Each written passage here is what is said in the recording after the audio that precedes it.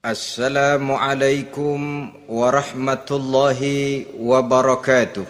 Waalaikumsalam warahmatullahi wabarakatuh.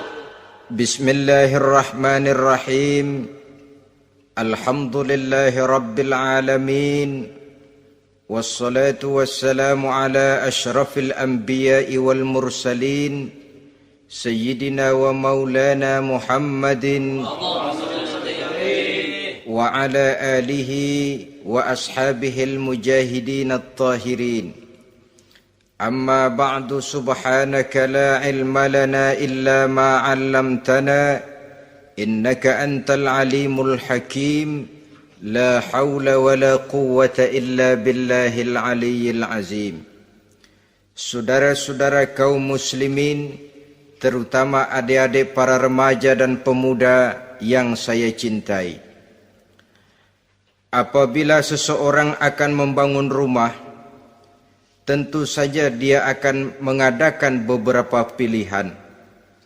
Sejak dari memilih lokasi di mana rumah itu akan didirikan, sampai kepada menentukan bahan-bahan kualitas yang akan dipakainya, sampai kemudian kepada wujud dan bentuk rumah yang akan ditinggalinya. Demikianlah bahwa untuk membangun sebuah rumah yang hanya untuk menaungi kehidupan di dunia ini, kita mengadakan berbagai macam pilihan. Apalagi kalau kita akan membangun sebuah rumah tangga yang kita harapkan tidak hanya akan menaungi kehidupan di dunia ini, tidak hanya untuk kepentingan kita saja, tetapi juga untuk kepentingan anak cucu kita di belakang hari, termasuk sampai kepada hari akhirat nanti. Oleh karena itu, pada pertemuan kali ini, saya hanya ingin khusus berbicara kepada adik-adik remaja dan para pemuda, bagaimana sebaiknya memilih jodoh menurut ajaran agama Islam. Dalam Al-Quran, Allah Subhanahu wa ta'ala menjelaskan, Zuyyina linnasi hubbus syahawati minan nisa, bahwa manusia apapun jenisnya, asal dia bernama manusia, dihiasi dengan perasaan cinta kepada perempuan. Jadi sejak dahulunya secara fitrah, laki-laki senang kepada perempuan, sebagaimana perempuan pun senang kepada laki-laki. Dihiasi rasa cinta ini dalam kehidupan manusia. Dan oleh karena adanya rasa cinta, berkembanglah segala macam persoalan. Sehingga seorang ahli cinta pernah berkata, cinta adalah 5 huruf yang membuat persoalan tidak akan pernah selesai. 5 huruf yang membuat persoalan tidak akan pernah selesai-selesai. Tetapi dalam kehidupan sehari-hari sering kita saksikan bahwa cinta ini bisa mendorong, memberikan motivasi yang baik, dan cinta ini pun bisa juga memberikan dorongan yang tidak baik. Oleh karenanya, apabila cinta itu ibarat setetes embun yang jatuh di bumi yang subur, akan tumbuhlah di atasnya aneka ragam bunga-bungaan yang harum semerbak, indah, mewangi, sedap dipandang orang, menebarkan rasa aman, damai, sentosa, dan begitu selanjutnya. Tapi jika cinta itu jatuh di hati yang gersang dan tandus, tidak ada yang akan dapat tumbuh di sana selain sirih memanjat batu, kuning daunnya, lemah gagangnya, maka cinta yang semacam itu tidak akan memberikan dorongan positif kepada seseorang di dalam kehidupannya. Maka lebih dahulu kita akan membicarakan cinta dalam artian yang positif ini, untuk nanti sampai kepada perempuan yang bagaimana yang harus kita cintai, atau laki-laki yang bagaimana yang harus dicintai oleh seorang perempuan. Saudara hadirin yang saya hormati, cinta dalam artian yang positif, pertama, dia selalu mendatangkan keindahan. Yang kedua, cinta itu memberikan energi atau semangat untuk berjuang. Dan yang ketiga, cinta itu selalu membawa resiko dalam bentuk pengorbanan. Maka cinta yang positif pertama melahirkan keindahan. Disinilah orang memerlukan filter atau saringan. Sebab keindahan yang didasarkan karena cinta itu merupakan satu keindahan yang relatif saja. Boleh jadi karena indah orang jadi cinta, boleh juga jadi karena cinta segala sesuatu terasa jadi indah. Namun bagaimanapun juga, kalau hati sudah diliputi oleh rasa cinta, segalanya akan terasa menjadi indah. Cinta itu adalah keindahan. Yang kedua, cinta itu energi, melahirkan dorongan dan semangat. Yang lemah bisa menjadi kuat, yang takut bisa menjadi berani, yang jauh jadi terasa dekat. Itu semua karena dorongan cinta.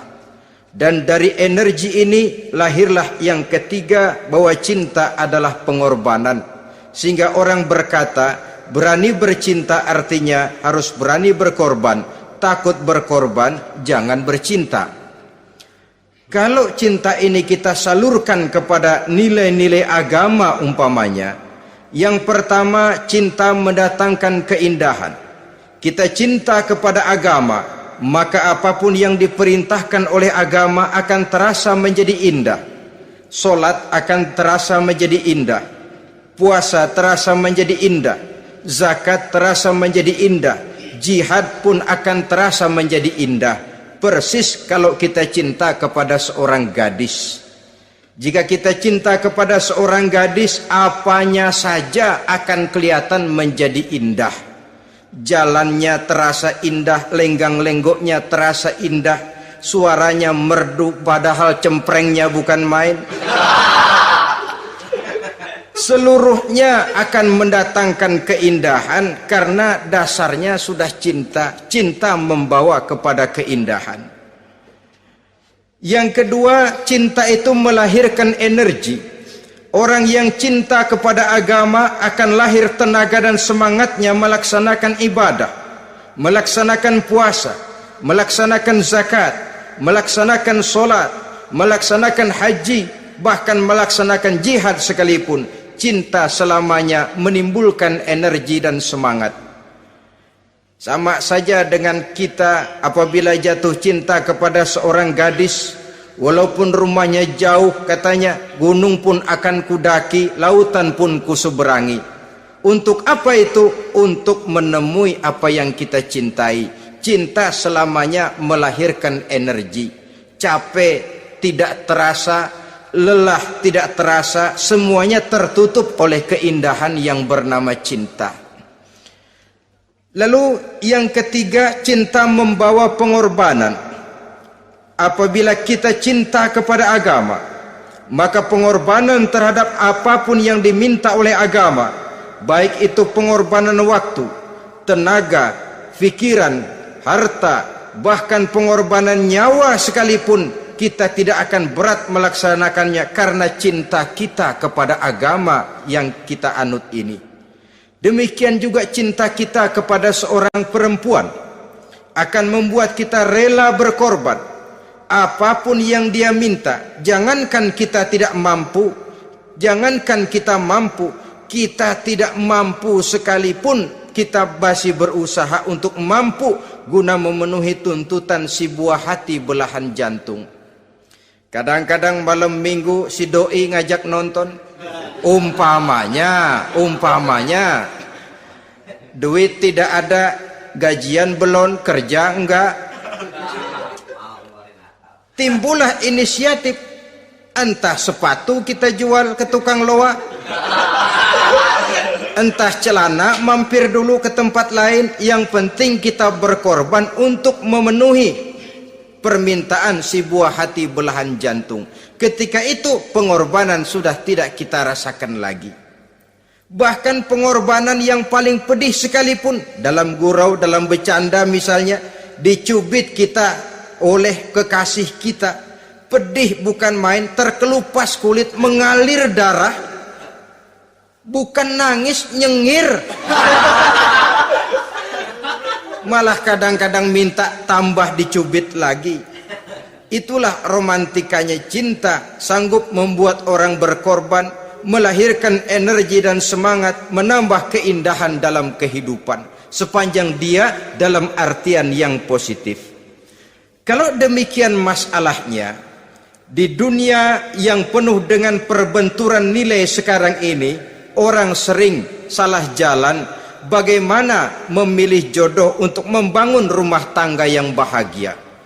Jangan lupa bahwa membangun rumah tangga ini bukan hanya untuk 1-2 bulan, bukan hanya untuk 1-2 tahun, bahkan bukan cuma untuk kehidupan dunia, lebih daripada itu pun untuk menunjang kebahagiaan di akhirat. Oleh karenanya, memilih jodoh bukan satu hal yang mudah, bukan satu hal yang bisa dilaksanakan sambil lalu, tetapi memerlukan penelitian, memerlukan pengamatan yang mendalam. Apa petunjuk agama tentang itu?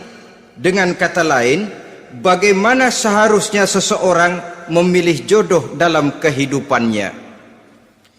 Ini tentu saja sumbangan moral buat adik-adik remaja dan para pemuda yang lagi kebingungan memilih jodoh, atau barangkali buat bapak-bapak yang kepengen nambah lagi.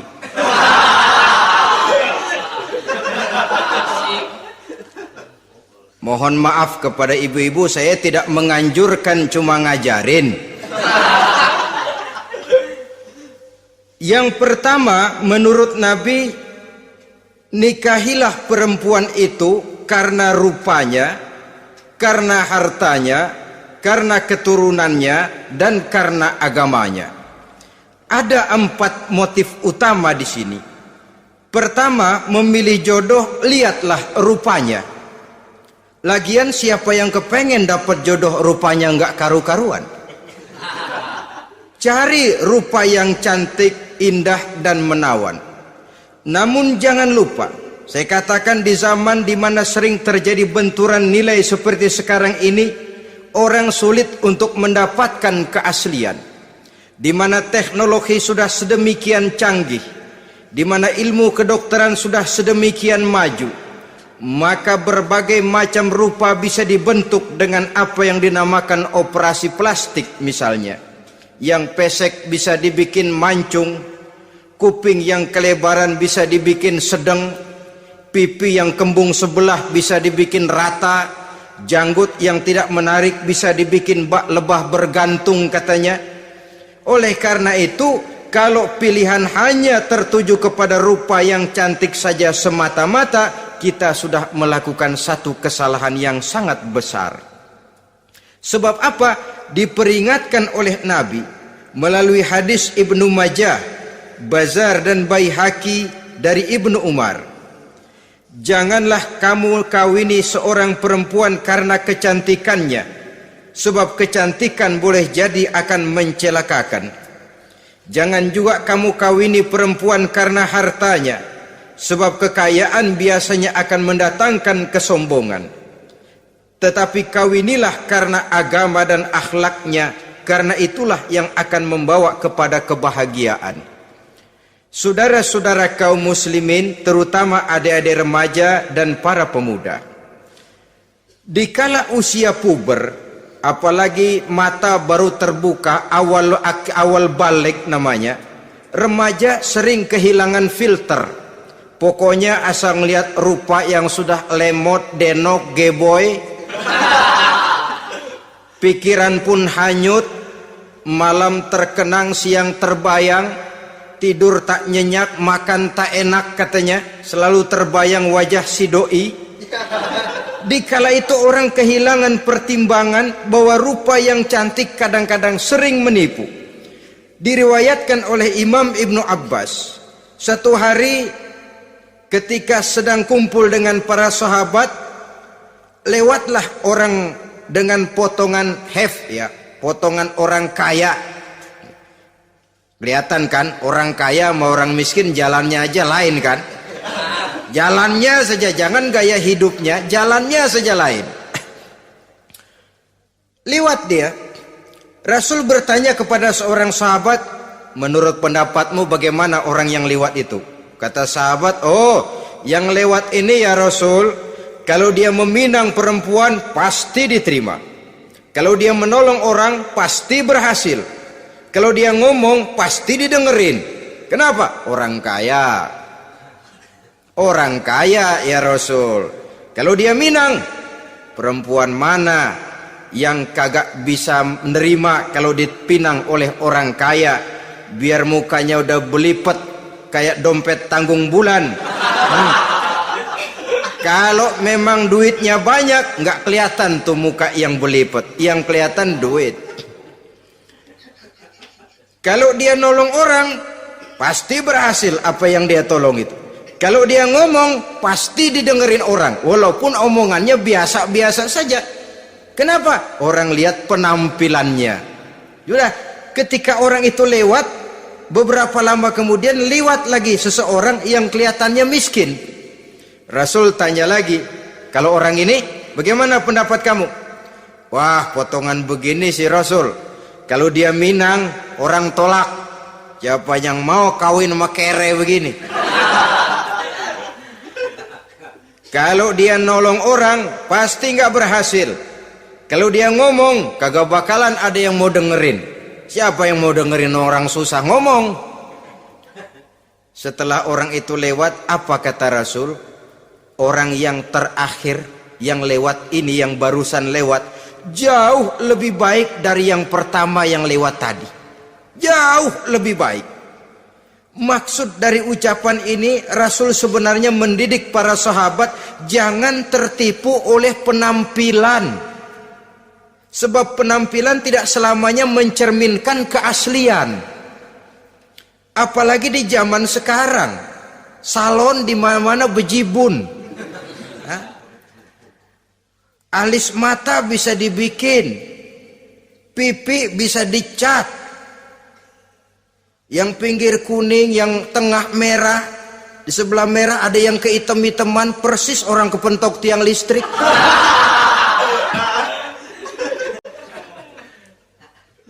Kecantikan yang artifisial, kecantikan yang bukan alami.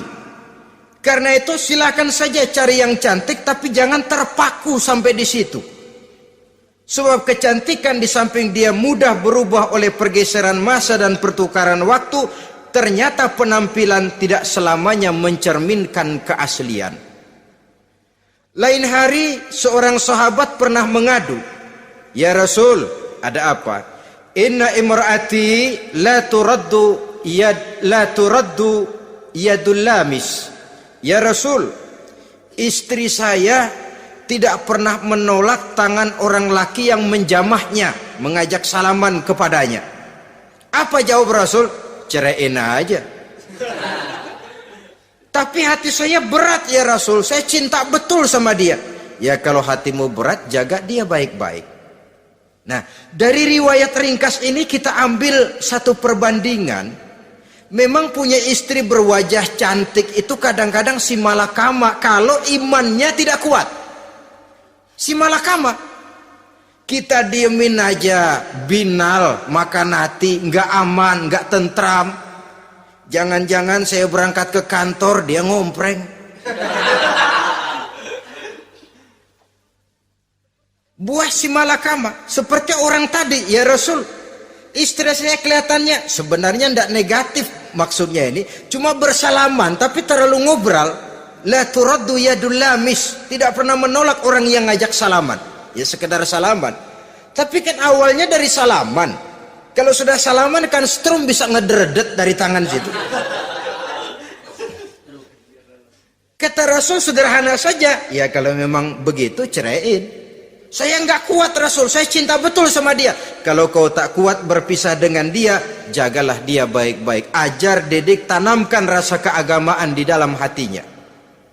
Saudara-saudara kaum muslimin, jadi rupa yang cantik tanpa didasari oleh nilai-nilai agama akan membuat seorang suami di rumah tangganya seperti si malakama.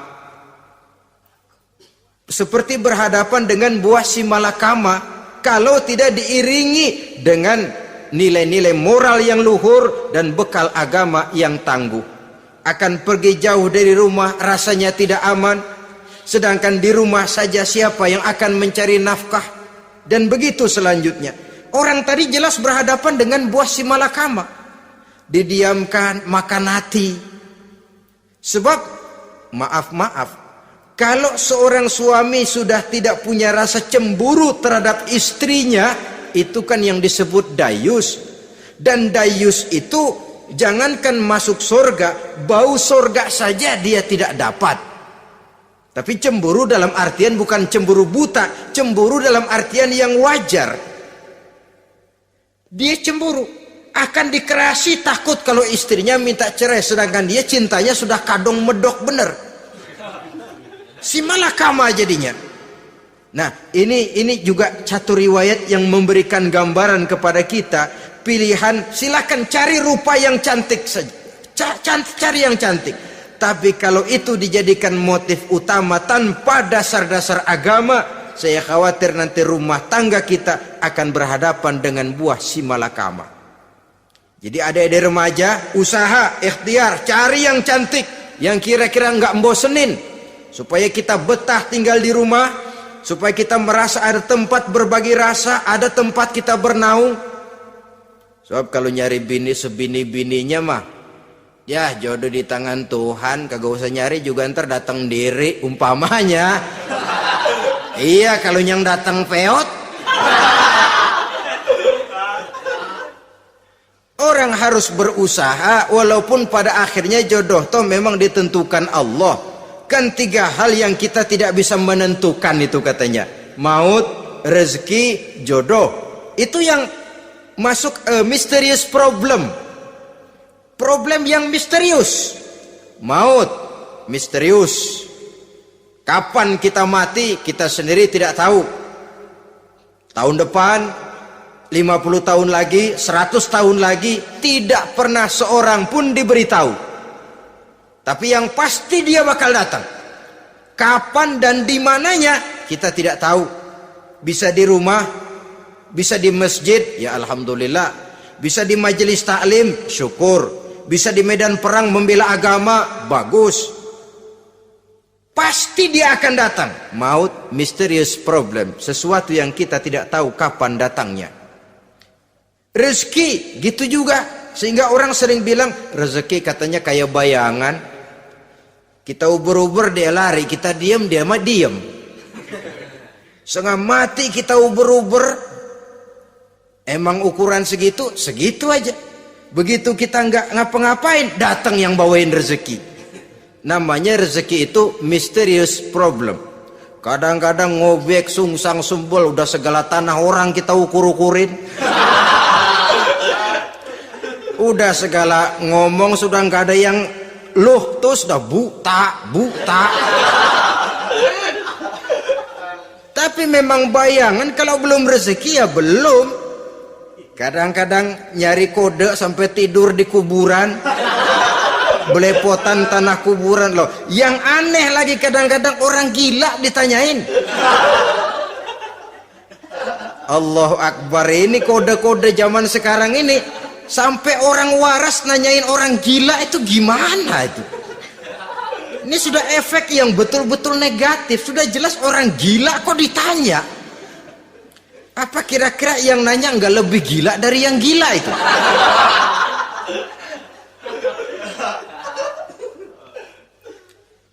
Saudara-saudara kaum muslimin, terutama adik-adik remaja dan para pemuda, jadi silakan saja cari rupa yang cantik, karena dia akan jadi tautan hati, buah hati belahan jantung, tempat kita berbagi rasa, tempat kita pulang dan tinggal di rumah tangga kita. Tapi hendaknya kecantikan rupa itu diiringi juga dengan kecantikan budi. Karena itu cari rupa yang cantik. Ini pilihan utama. Yang kedua, kata Nabi, harta, cari yang kaya. Tetapi jangan lupa, jangan dijadikan pilihan utama, karena kekayaan sering mendatangkan kesombongan. Apalagi kalau seorang pemuda mendapat istri orang kaya, hidupnya dimodali oleh istrinya, maka biasanya wibawanya sebagai seorang suami akan hilang. Akhirnya komando di tangan istri. Dikala itulah suami tidak lebih daripada prajurit yang taat kepada komando istrinya. Padahal menurut konsep Quran, ar-rijalu qawwamuna 'alan nisa, laki-laki diciptakan sebagai pembimbing bagi perempuan. Kalau nanti suatu saat terjadi benturan, sedangkan modal diberikan oleh istri, terjadilah pengungkitan. Kata istrinya apa? Lu jangan bertingkah, lu kan kawin sama gue modal lu kolor doang.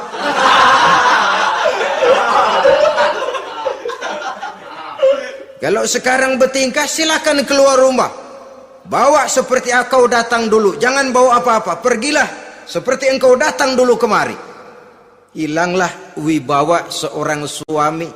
Suami kalau udah digentak sama istri begitu, ngelempuruk kayak ayam sampar. Di mana lagi letak wibawanya? Harta sering mendatangkan kesombongan. Oleh karena itu, walaupun diperintahkan cari yang keturunan orang kaya, tapi maksudnya jangan dompleng. Sebab kepribadian seorang suami akan ditentukan oleh sifatnya sendiri. Keberadaannya ditentukan oleh karya dan perbuatannya sendiri. Itulah yang akan menampilkan kepribadian dia dalam kehidupan di masyarakat ini. Saudara-saudara kaum muslimin, terutama adik-adik remaja dan para pemuda, kan kadang-kadang di zaman sekarang kan kelas-kelas gigolo, playboy ya, nyari tante-tante kesepian, mejeng-mejeng di pinggir-pinggir jalan dengan harapan apa? Ya barter lah, tukar tambah. Nah, supaya dapat rokok, dibelikan pakaian, motor dan sebagainya. Tapi yang jelas hilang harga diri sebagai laki-laki, dan itu yang paling mahal.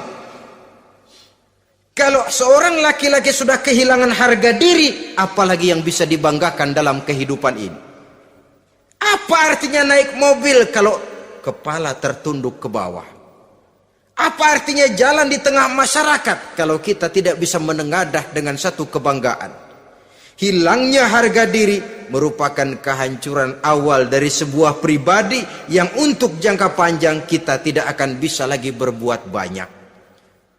Tanpa harta orang memang sulit untuk bahagia, tapi harta semata-mata bukan merupakan jaminan bahwa orang lantas akan bahagia.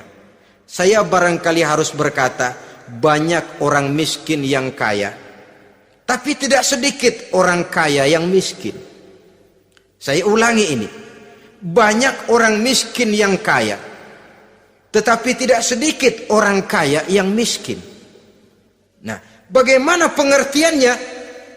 Orang miskin yang kaya, materinya sederhana, peralatan rumah tangganya sederhana, tapi hatinya kaya. Oleh karena hatinya kaya, jiwanya lapang. Sebaliknya, orang kaya yang miskin, di tengah kelimpahan materi yang berlimpah, segalanya serba ada, hatinya yang miskin. Kelimpahan materi tidak akan sanggup mengobati kemiskinan hatinya. Sehingga di tengah kehidupan yang serba ada, dia masih merasa kurang, maka dia tidak pernah cukup. Di tengah kemilauan dan gemerlapan serta glamornya rumah mewah, dia merasa hidup di tengah gurun pasir yang gersang dan tandus. Karena itu, biarlah miskin harta tapi kaya budi, daripada kaya harta tapi miskin budi. Lebih utama lagi kaya harta, kaya budi. Itu idealnya. Dasar pilihan ketiga sesudah rupa dan harta menurut Nabi, keluarga. Faktor keturunan sangat menentukan. Pepatah mengatakan, buah apel akan jatuh tidak terlalu jauh dari pohonnya. Biasanya kalau bapak kalong, anak kampret. Bapak nyolong, anak nyopet. Itu fotokopi. Saudara-saudara, sungguh pun demikian, faktor keluarga bukan merupakan yang paling dominan, karena segalanya memang bergantung kepada hidayah dari Allah Subhanahu wa ta'ala. Kalau hidayah datang, bisa saja anak maling bisa jadi kiai. Kalau hidayah datang, bisa saja anak nabi malah ikut bersama orang-orang kafir. Pada akhirnya orang mau besar atau tidak bukan dengan jalan menyempeng kepada keturunan ke orang lain, tapi ditentukan oleh kepribadian dirinya sendiri. Tidak bisa kita menjadi besar dengan menyebut kebesaran orang lain. Itu sebabnya dicontohkan oleh Imam Ali pada saat beliau berkata, laisal fata may yaqulu kana abi walakinnal fata may yaquluha anadha. Anak muda yang gentleman adalah anak muda yang berani berkata, inilah saya. Bukan anak muda yang membanggakan leluhurnya. Ini kan zaman sekarang ini lagi ngetop-ngetopnya lagu-lagu cengeng katanya. Sebenarnya menurut saya bukan cuma lagu cengeng yang jadi masalah. Lagu cengeng cuma satu efek dari sikap yang lebih utama dari itu, yaitu mental cengeng. Kalau mental sudah cengeng, apapun yang kita lakukan akan jadi cengeng. Tidak cuma lagu, kebudayaan yang lahir akan kebudayaan cengeng. Jadi pengusaha cengeng. Jadi pejabat cengeng. Jadi kiai cengeng. Kenapa? Mental cengeng. Di antara mental cengeng itu apa? Mengandalkan fasilitas atasan. Kalau tidak ada fasilitas dari atas, lantas tidak bisa berbuat apa-apa, cengeng. Menjadi besar bukan karena karier pribadi, tapi karena nasib katrolan. Itu pun termasuk mental cengeng. Sedikit gagal, bagaimana sedikit jalan buntu, sedikit deadlock, lu ngapain lu melulu? Saudara hadirin yang saya hormati, jadi lebih penting dari sekedar lagu-lagu cengeng, saya malah lebih suka bicara mental cengeng ini. Mental yang cepat putus asa, mental yang tidak mau mengeluarkan usaha maksimal, mental yang hanya mengandalkan fasilitas. Sedangkan pribadinya tidak lebih daripada pribadi sumuhun dawu, pribadi kulon nuwun, pribadiku maha juragan wae, pribadi oke bos, pribadi asal bapak senang. Bukankah itu semua merupakan cermin dari mental-mental yang cengeng, yang untuk jangka panjang tidak akan pernah menguntungkan daripada pembangunan bangsa dan negara yang kita cintai ini. Seseorang mau besar atau tidak bukan dengan jalan menyempeng kepada kebesaran orang lain. Bahkan Syauqi dalam sebaik syairnya yang lebih tegas mengatakan, wa syarrun nasi zu khumulin iza fakhartahum zakarul jaduda wa syarrun nasi wa khairun nasi zu syarafin qadimin aqama li nafsihi syarafan jadida. Generasi yang paling jelek adalah generasi pemalas. Kalau kelihatan orang lain lebih hebat dari dia, disebut-sebutnya kebesaran nenek moyangnya. Dia sendiri nggak punya prestasi apa-apa. Kerjanya cuma ngandeli kerjanya cuma menggelayuti fasilitas orang tuanya. Tanpa itu dia tidak akan punya nilai dan harga sama sekali. Ini generasi paling jelek. Kalau orang lain kelihatan lebih hebat, dia sebut nenek moyangnya. Lo sih belum apa-apa, lo baru kopral lo. Engkong gua no, komandan Hansip. Engkongnya yang disebutin. Dia sendiri tidak punya prestasi apa-apa. Jadi silahkan saja cari gadis dari keturunan keluarga yang baik-baik. Tapi jangan jadikan tendensi utama, jangan dengan niat untuk menyempeng kepada kebesarannya. Tapi paling tidak dengan niat agar mudah-mudahan dari benih yang baik ini akan lahir keturunan-keturunan yang baik pada akhirnya nanti. Itu yang kita harapkan. Bukan lalu dengan pertimbangan, weh mertua gue bos nih, kali aja begitu gue kawin aja mampus. Ini semua warisan kan jatuh kemari semua. Kalau itu niatnya sudah jelas salah. Kita mencari perempuan dengan keturunan-keturunan yang baik dengan berharap agar anak-anak kita nanti yang akan merupakan benih cucunya akan melahirkan kebaikan-kebaikan seperti leluhurnya dulu. Saudara, pilihan yang keempat kata Nabi, agama. Ini yang paling inti. Kenapa? Agama itu motivasinya moral. Di sini segalanya ditentukan. Rupa yang baik, harta yang banyak, keluarga yang luhur. Kalau sudah dilandasi oleh agama yang rapuh, bahkan tidak beragama sama sekali, ketiga hal di atas tadi hanya akan mendatangkan malapetaka. Sekarang kan kita tertipu oleh penampilan, padahal penampilan belum tentu kenyataan. Di jalan-jalan kita akan lebih terpesona melihat gadis pakai miniskirt di atas lutut ketimbang kita melihat gadis-gadis yang pakai jilbab. Kalau sudah pakai jilbab keliwat, yang usil banyak banget, bau sorga nih. Bau sorga katanya.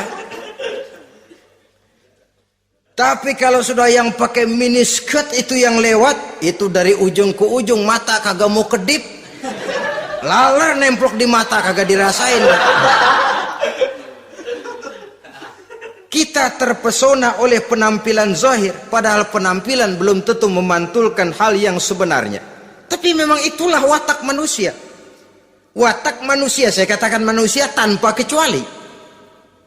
Tetapi bergantung kepada pemikiran jangka pendek atau jangka panjang. Kalau jangka panjang yang kita pikirkan, ya tentu kita tidak akan mudah terpesona oleh hal yang zahir. Sampai-sampai Quran sendiri mengatakan budak yang hitam legam tapi beriman itu lebih baik daripada orang-orang musyrik walaupun cantik, denok, lemot, geboy. Ada lagi nggak bahasa yang lebih dari itu? Cantik, denok, lemot, geboy, bahenol, nerkom. Tapi kafir masih lebih baik budak yang hitam legam sekalipun kalau dia beriman. Kenapa? Rumah tangga untuk jangka panjang. Sebab itu Islam tidak membolehkan kawin campuran dengan lain agama. Walaupun ada ayat yang mengatakan boleh kawin dengan ahlul kitab, tapi sebagian mufassir menjelaskan bolehnya kawin dengan ahlul kitab itu dalam kondisi darurat. Dalam kondisi normal tidak bisa. Kenapa? Kalau sudah berlainan agama, akan terjadi kerancuan rumah tangga untuk jangka panjang. Bagaimana membina dalam keharmonisan di rumah tangga? Bagaimana nasib anak-anak nanti? Kadang-kadang ada keluarga, kami sih keluarga modern. Anak-anak kami berikan kebebasan untuk milih agama apa saja. Bapaknya Islam, istrinya Kristen, anaknya ada yang Hindu, Buddha. Bagus nih, keluarga pecel namanya. Bagaimana keluarga modern bisa seperti itu? Padahal seorang suami bertanggung jawab di hadapan Allah. Dia akan ditanya tentang istrinya.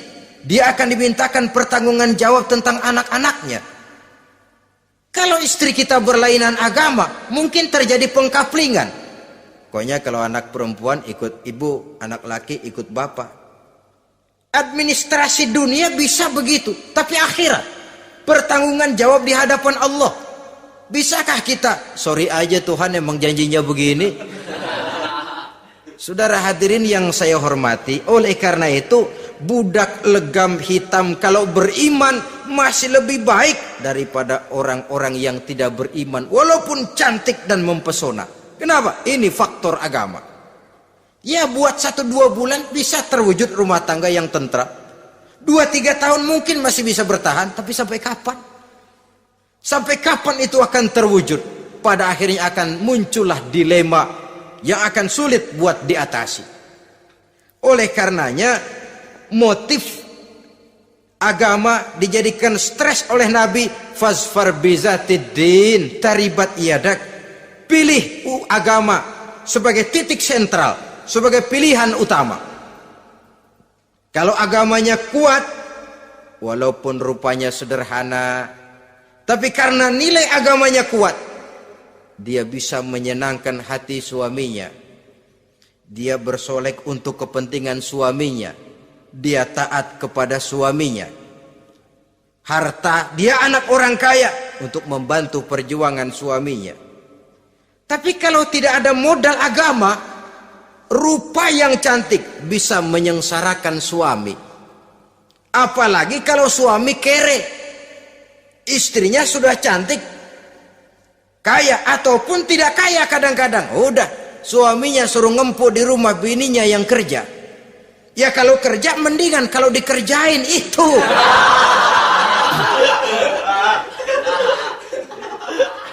Itu yang repot.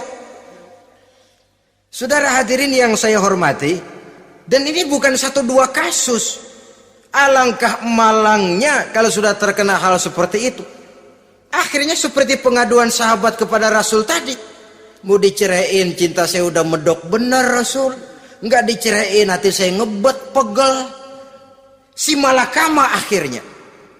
Jadi oleh karenanya agama. Kalau dia cantik, walaupun miskin, agamanya kuat, dia bisa memelihara kehormatan diri. Dia kaya, agamanya kuat, hartanya disalurkan di jalan Allah. Karena itu, agama jadikan pilihan utama.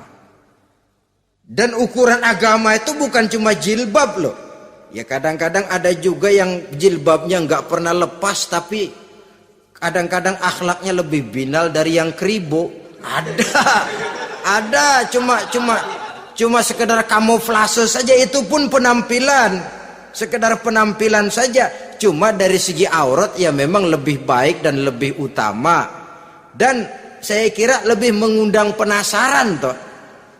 Duren kalau udah dibuka kan kelihatan isinya, emang udah begitu, udah. Tapi kalau masih rapat, itu yang rasanya kita pengen buka. Timbul tantangan, gue pengen tahu isinya. Rasanya juga begitu. Sama saja dengan baju, kalau dibungkus rapat di plastik, ditaruh di etalase, adanya di toko serba ada, tahu kita barang mahal nih. Biar punya duit, kita mau nawar ragu-ragu, takut nggak cukup. Tapi kalau barang sudah dibuka di jalanan, diobral di pinggir jalan, murahan, 1.003 masih dicampur odol. Yang begitu sih biar nggak punya duit, kita berani banget tanya, nawar, megang lagi nyemek. Berat duit nih bang. Kenapa? Barang sudah terbuka. Jadi saudara-saudara, syukur kalau keempat-empatnya ini jodoh terkumpul dalam jodoh yang saudara cari. Sudah rupanya cantik, kaya, keturunan orang baik-baik, agamanya kuat. Nah, surga dunia tuh. Yang begitu cari. Kalau ada yang begitu, saya juga mau nambahin satu lagi.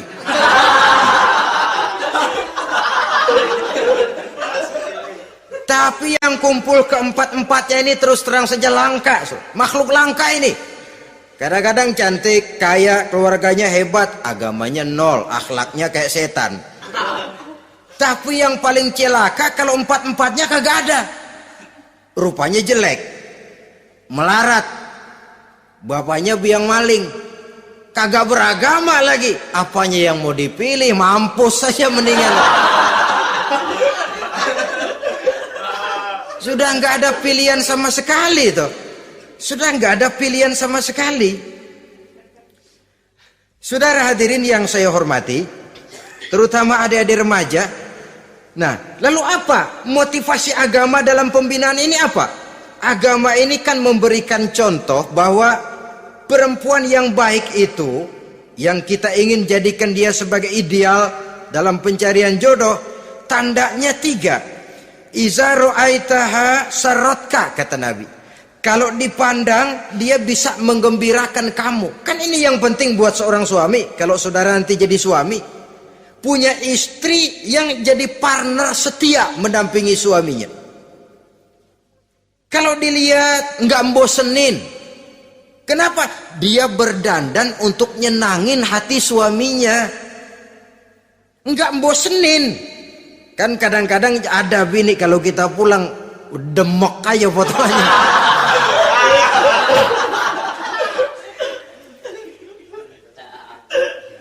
Ini yang bikin suami enggak betah di rumah ini kan yang begini. Adapun perempuan yang beragama, apabila dipandang oleh suaminya, dia pandai menyenangkan hati suaminya. Andai kata suaminya dalam kesulitan, dia tidak menambah beban kesulitan. Paling tidak dia bisa memberikan satu bantuan moral.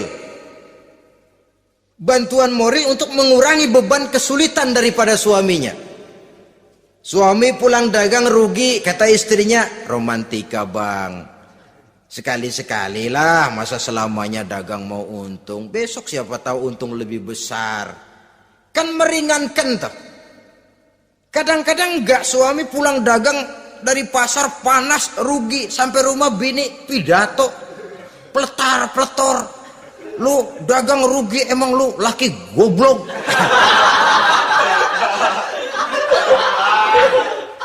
Sudahlah di pasar rugi, di rumah digoblok-goblokin. Ini nanti kena penyakit broken home yang begini ini. Padahal kesuksesan di kantor, kesuksesan di pasar, kesuksesan di medan tugas selalu dimulai dari kesuksesan dan ketenangan dari rumah tangga. Dia berhias untuk kepentingan suaminya, tidak terlalu berlebihan, dan suaminya pun pandai menghargai istrinya dengan kata-kata yang menimbulkan gairah dan semangat. Melihat istrinya bersorak, kamu makin cantik saja. Jangan juga kadang-kadang suami ketus. Ngelihat dasu pulang kantor, lihat suaminya, istrinya dandan rapi, tumben lu mau bekasin apa? Mau bekasin katanya. Artinya apa ini? Pandai mengembirakan, bisa tenggang rasa, bisa berbagi rasa.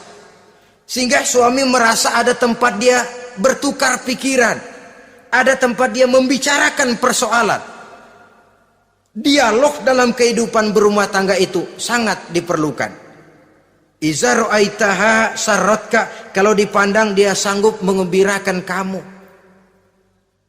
Dikasih uang 500 senyum, 5.000 pun ketawa, menggembirakan. Dia bisa taruh kata hatinya kesel, tapi mulutnya senyum.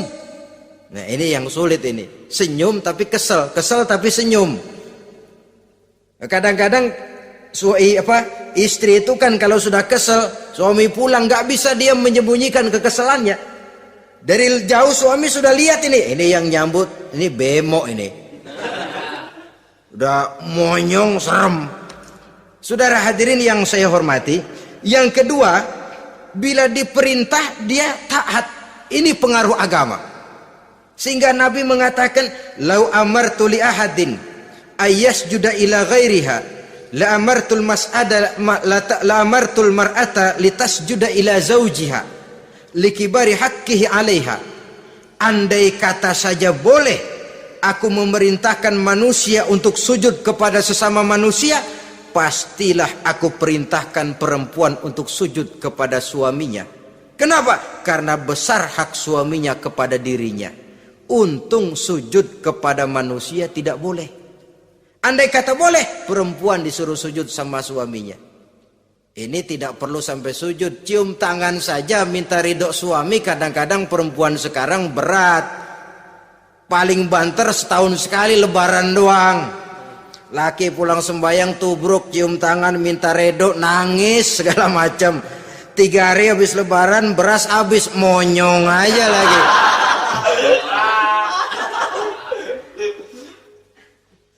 Saudara hadirin yang saya hormati, yang ketiga, akibat pengaruh agama, dia sanggup memelihara kehormatan diri dan sanggup menjaga harta suaminya. Memelihara kehormatan diri baik pada saat suaminya di rumah atau pada saat suaminya tidak ada di rumah. Satu riwayat, seorang sahabat akan pergi perang jihad di fi sabilillah. Ketika mau berangkat dia bilang kepada istrinya, saya mau berangkat perang. Kalau saya belum pulang kamu jangan keluar rumah. Baik bang. Pergi istrinya, pergi suaminya jihad. 1 minggu, 2 minggu berlalu, belum juga pulang. Satu hari datang utusan dari rumah orang tua si istri ini. Assalamualaikum bu. Waalaikumsalam. Ada apa? Ada berita kurang enak bu. Orang tua ibu sakit parah. Mohon tolong ditengokin. Apa kata si istri? Maaf saja, suami saya belum pulang dari medan perang. Saya belum dapat izin keluar rumah kalau dia belum pulang. Tolong sampaikan maaf saya kepada orang tuanya. Pulanglah utusan tadi. Besok balik lagi. Bu, ada apa? Udah Senin Kemis. Napasnya sudah sampai tenggorokan. Tolong tengokin buat terakhir kalinya bu. Suami saya belum pulang. Dia pesan kalau dia belum pulang saya jangan keluar rumah. Saya nggak bisa tengokin orang tua saya. Salam maaf saja. Pulang utusan itu. Besok balik lagi. Bagaimana? Sudah meninggal bu. Mau dikubur. Tengokinlah buat terakhir kalinya. Suami saya belum pulang. Saya belum berani keluar rumah kalau suami saya belum pulang. Itu janji saya sama suami saya. Pulanglah utusan ini ngadu kepada Rasulullah sallallahu alaihi wasallam. Ya Rasul, ini perempuan kelewatan benar. Dari orang tuanya sakit sampai sekarat, sampai mati, sampai dikuburin dia nggak nengokin. Memangnya kenapa? Suaminya katanya pergi jihad. Dan suaminya tidak mengizinkan dia keluar rumah kalau si suami belum pulang. Apa jawab Rasul? Marahkah beliau? Tidak, beliau senyum. Apa katanya? Dosa orang tua yang meninggal ini telah diampuni oleh Allah karena dia punya anak perempuan yang begitu taat kepada suaminya. Allahu Akbar. Dosa orang tua yang sudah meninggal itu diampuni oleh Allah karena dia punya anak perempuan yang begitu taat kepada suaminya. Ketaatannya kepada suaminya menyebabkan dosa orang tuanya diampuni oleh Allah Subhanahu wa taala. Suami pergi jihad, orang tua sakit keras, tidak berani dia keluar rumah. Itu tandanya bisa menjaga kehormatan diri. Kalaupun satu saat suaminya manggil, bu tolong ambilin uang di dompet. Dompetnya dibawa, bang ambil saja sendirilah, nanti salah ambil lagi saya. Kadang-kadang enggak, suaminya pergi mandi dompet berantakan. Saudara hadirin yang saya hormati, ini motivasi agama. Jadi kecantikan zahir yang diimbangi dengan kecantikan batin oleh karena pengaruh agama tadi. Kalau sudah kemari, orang enggak perlu mikir-mikir operasi plastik, bikin yang pesek jadi mancung supaya orang tertarik. Bikin belakang yang kurus jadi menarik. Tidak. Orang tidak perlu lagi pakai susuk-susukan, dipasang di bibir supaya kalau senyum orang gempor, supaya kalau ngomong orang percaya, dipakai di kuping supaya macam-macam. Tidak perlu lagi pakai jompa-jampe, pelet-peletan supaya kalau diludahin orang ngikut. Nggak perlu lagi. Kenapa? Cinta itu nature, sesuatu yang alamiah, yang tidak bisa dipaksakan. Dia kudrati, karunia dari Allah. Tidak bisa cinta dipaksakan. Kalaupun bisa, dengan ilmu pelet, oh saudara bisa membuat orang jatuh cinta, ya 2-3 hari, 4-50 hari. Kesananya, apa yang akan terjadi? Kelanggengan tidak akan pernah terwujudkan. Kenapa? Keterpaksaan yang akan timbul. Dalam kondisi semacam itu, rumah tangga tidak akan mengalami ketenangan dan ketentraman. Jadi biarkan cinta berjalan secara alamiah, karena dia memang alamiah. Saudara-saudara, nah sekarang kalau sudah ketemu nih, yang 4 tadi, rupa cantik, keturunan boleh, kaya lumayan, agama kuat. Apa yang harus kita cari? Apa yang harus kita lakukan? Apa pakai pepatah anak sekarang? Aku lihat, aku pikat, aku dapat, aku sikat, aku minggat. Bangsat.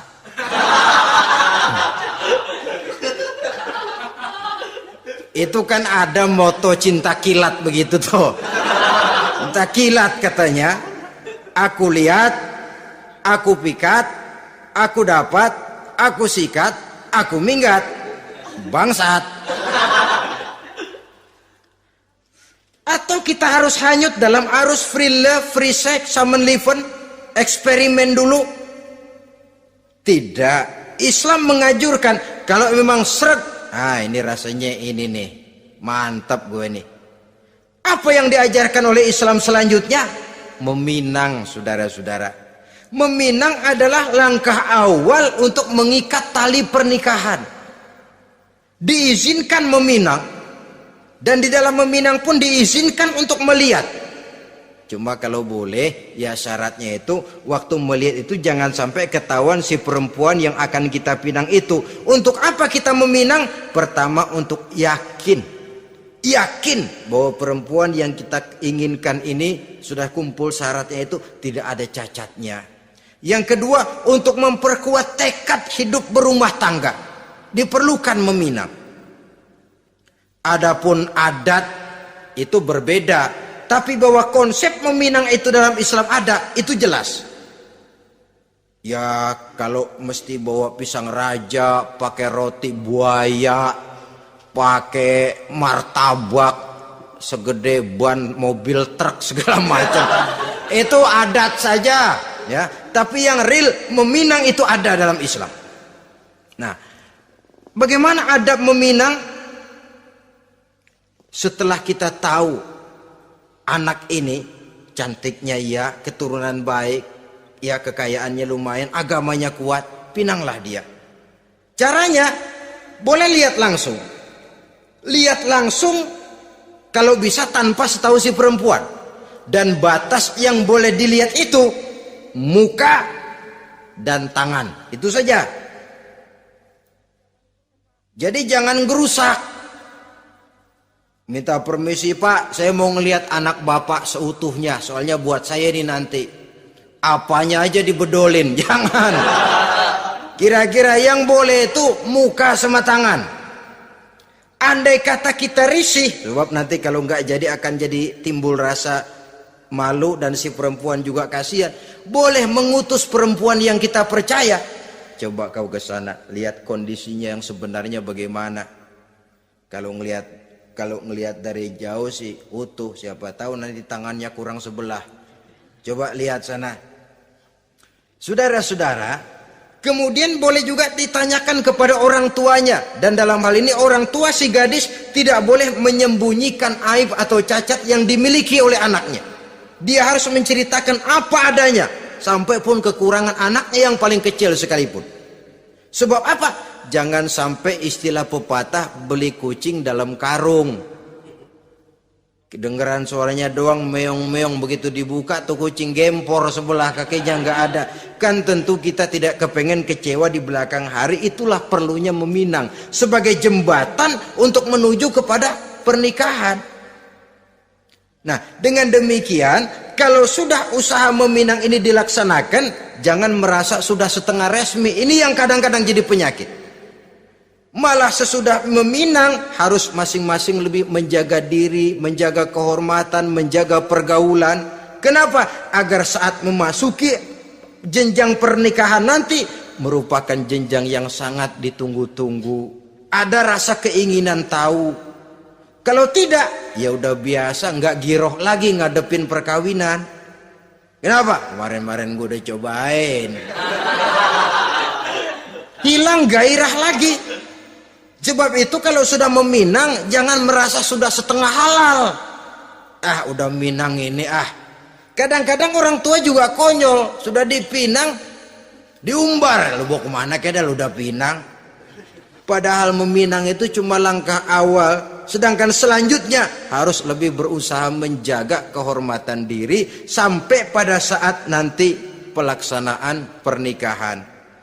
Nah, saudara-saudara, terutama adik-adik remaja dan para pemuda, walaupun agak sekilas memang karena terbatasnya waktu pada pertemuan ini, mudah-mudahan bisa memberikan gambaran yang sepintas tentang bagaimana sebaiknya kita memilih jodoh di dalam membina rumah tangga yang bahagia. Semoga ada manfaatnya.